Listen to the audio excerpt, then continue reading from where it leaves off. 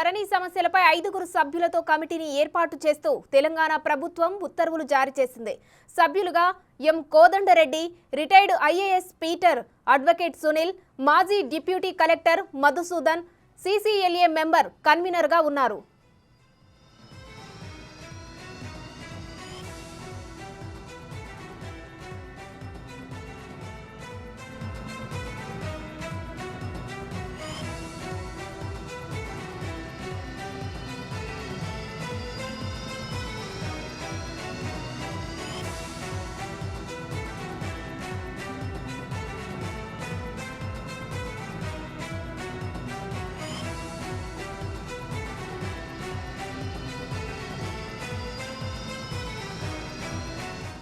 ధరణి సమస్యలపై 5 సభ్యులతో కమిటీని ఏర్పాటు చేస్తూ తెలంగాణ ప్రభుత్వం ఉత్తర్వులు జారీ చేసింది. రైట్, ఇదే అంశంపై మనతో మాట్లాడడానికి సునీల్, ధరణి కమిటీ సభ్యుడు లైన్లో సిద్ధంగా ఉన్నారు.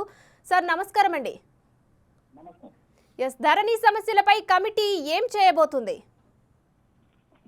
కమిటీ ఏర్పాటు ఈరోజు జరిగింది. కమిటీ ఉద్దేశం కూడా ధరణి సమస్యలు ఏవైతే ఉన్నాయో వాటి పరిష్కారాలని ఒక సమగ్రంగా ఆలోచించి, ఎందుకంటే ఒక సమస్య తీర్చడానికి పోతే కొత్త సమస్య రాకూడదు అనేది ఉద్దేశము. ఇంతకు మునుపు ఏదైతే భూ సమస్యలు తీర్చాలని ధరణి వచ్చిందో ఆ ధరణి చాలా కొత్త సమస్యలు సృష్టించింది. ఇప్పుడు ఆ సమస్యను తీర్చే క్రమంలో మళ్ళా కొత్త సమస్యలు రాకుండా సత్వరంగా ధరణిలో ఇష్యూస్ అన్ని కూడా పరిష్కారం కావాలంటే ఏమేమి ఆలోచన ఆలోచన అన్నిటినీ వినటము, వాటన్నిటినీ ప్రభుత్వం దృష్టికి తీసుకెళ్లటమే కమిటీ పని.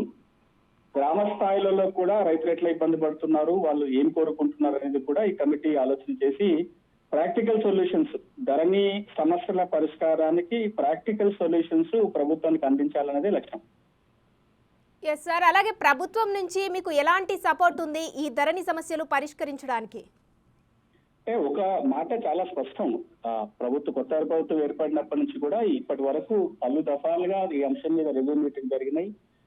ప్రభుత్వం ఏర్పడిన 10 రోజుల్లోనే ముఖ్యమంత్రి గారే ధరణి సమస్యల మీద రివ్యూ మీటింగ్ తీసుకోవటము, అందరి నుంచి వినటము. మేము కూడా ముఖ్యమంత్రి గారికి ప్రెజెంటేషన్ ఇచ్చిన, ఆ తర్వాత రెవెన్యూ మంత్రి గారు కూడా చాలా దఫాలుగా కలిశారు. వారు పలు సందర్భాలుగా చెప్తున్న మాట ఏంటంటే ధరణి సమస్యకి సత్వరం పరిష్కారం వెతకాలి, ప్రభుత్వం చిత్తశుద్ధితో ఉంది, రైతులు పడుతున్న ఇబ్బందులు తొలగిపోవాలి అంటే ధరణి సమస్య తీర్చాల్సిందే. ఆ విషయంలో ప్రభుత్వం దృఢ సంకల్పంగా ఉన్నట్టుగా కనపడుతుంది. కానీ దానికి తగ్గట్టుగా పరిష్కార మార్గాలు అన్వేషించాలనే ఉద్దేశంతో ఈ కమిటీ ఏర్పాటు చేసినట్టుగా భావిస్తున్నాం. సునీల్ గారు, అలాగే ఇప్పుడైతే ప్రస్తుతం 5 అయితే నియమించింది కమిటీ సభ్యులుగా. మరి మీ 5 కాకుండా ఇంకెవరైనా ఉండే అవకాశం ఉందా? ఇందులో ఎవరికైనా అవకాశం ఇచ్చే అవకాశం ఉందా?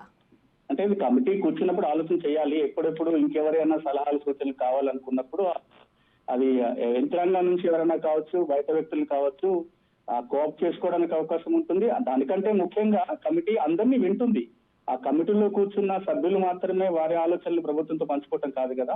కమిటీ అందరి నుంచి విని, అందరి సలహాలు సూచనలు తీసుకొని అందులో ఏవి మెరుగైన అనిపిస్తుందో అది ప్రభుత్వం ముందు ఉంచటమే కమిటీ బాధ్యత. ఎస్, కాంగ్రెస్ ప్రభుత్వం అధికారంలోకి రాకముందే దీనిని భూమాతగా మారుస్తామని కూడా ఒక భరోసానిచ్చింది. అంటే దీనికి ధరణిలో మరి ఎలాంటి సమస్యల గురించి పరిష్కారం జరిగే అవకాశం ఉంది, ముఖ్యంగా ధరణికి సంబంధించి? నేను గడిచిన 20 ఏళ్లుగా భూమి సమస్యల మీదే పనిచేస్తున్నా. న్యాయవాదిగా, లా ప్రొఫెసర్ గా, ఒక ఎన్జిఓ నడుపుతున్న వ్యక్తిగా పలు హోదాలలో భూమి సమస్యల మీదే 20 ఏళ్ల అనుభవంతో ఒక మాట చెప్తాను. భూమి సమస్యలు తీరకుండా, భూ సమస్యలని పరిష్కారం చేయకుండా ఏ ప్రాంతం, ఏ రాష్ట్రం కూడా అభివృద్ధిలో దూసుకుపోవడానికి సాధ్యం కాదు. రైతుల చిక్కులు తీర్చడానికి కూడా సాధ్యం కాదు. అదొక చాలా కీలకమైన సమస్య. ఆ సమస్యని ప్రధాన ఎజెండాగా తీసుకున్నందుకు ముందుగా ప్రభుత్వాన్ని అభినందించాలి. రెండోది, ఇంతకు మునిపే ఒక 6 నెలల నుంచి సంవత్సర కాలంగా నేను పలు దఫాలుగా గ్రామాలకు వెళ్లి భూన్యాయ శిబిరాల పేరుతోటి సమస్యలకు సలహాలు ఇస్తూ వస్తుంటేనే ఏ గ్రామంలో కూడా 200 పైగానే దరఖాస్తులు వచ్చినాయి. కేవలం నేను సలహాలు ఇస్తానని వెళ్ళి కూర్చుంటేనే ప్రతి గ్రామంలో 200 మంది పైగా మాకు సమస్యలు ఉన్నాయని చెప్పుకున్నారు. అంటే సమస్య తీవ్రత దీని ద్వారా తెలుస్తుంది. ఇది తీరాలి అంటే ఈ కాగితాల రికార్డుకి కంప్యూటర్ ఎక్కించి వచ్చిన చిక్కులు ఇవన్నీ. కంప్యూటర్ రికార్డు పకడ్బందీగా ఉండాలి, కంప్యూటర్ రికార్డు ఫీల్డ్ ని అద్దం పట్టేలాగా ఉండాలి. ఈ రోజున అలాంటి పరిస్థితి లేదు.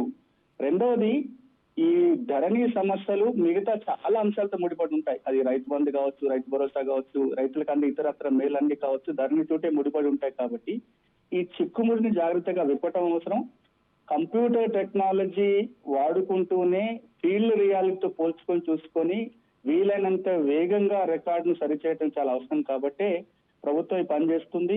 రాబోయే రోజుల్లో ఈ కమిటీ ఇచ్చిన సిఫార్సులు కావచ్చు, ప్రభుత్వ చర్యల వల్ల గ్రామాలలో ఉన్న రైతాంగం యొక్క భూ సమస్యలు తీరితే ఇంకా అంతకంటే మనం మేలు చేయగలిగేది మరొకటి ఉండదు. రైట్, థ్యాంక్ యూ సునీల్ గారు.